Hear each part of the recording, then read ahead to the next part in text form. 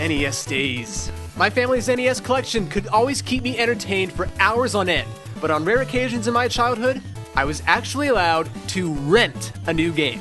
The first of those games was Where's Waldo, and the second one was Godzilla, and I think by now, you can tell that those games were absolutely atrocious.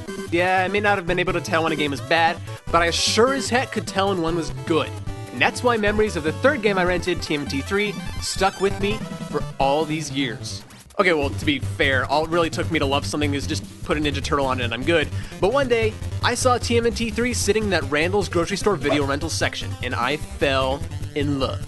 Just look at this and you'll see why. Raph looks intimidating with his pupilless eyes, New York City is suspended in the air, and a space triceratops is shooting laser beams from a gun.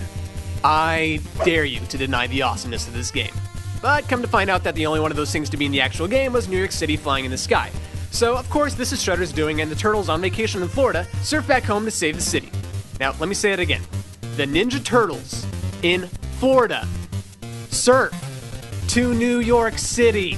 But putting nonsense like that aside, this game is basically the same as TMNT 2, and considering how much I played that one growing up, that would have been pretty disappointing had it not been for one major difference. Super moves. And not just any super moves, but different super moves for each turtle.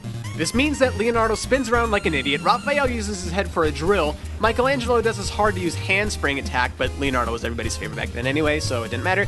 And have you ever noticed how Donatello's always the best turtle to pick in, like, any Ninja Turtle game that ever gets made? You know how legendarily broken his weapon range in Ninja Turtles 1 was, but here in 3, his super's got range like Raphael's, but can also hit multiple times like Leonardo's. And if you'll notice, every time his super's used, it docks you a little bit of your life meter, so pro tip, as soon as you hit 1 bar of life, use nothing but your super until you die because A, it can't kill you, and B, it makes it nearly impossible for bosses to hit you.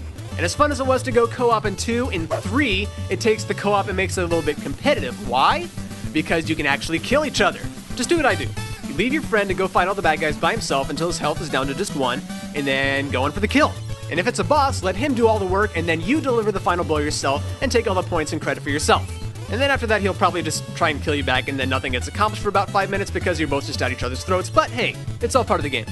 All in all, TMNT 3 is probably a better game than the second, but because it didn't have an awesome arcade version to go along with it, and because the best is yet to come, this great game just kinda got forgotten. I'm pretty sure you can't walk into a Randall's these days and rent it, but if it ever comes to the virtual console, this one would be great in anybody's collection.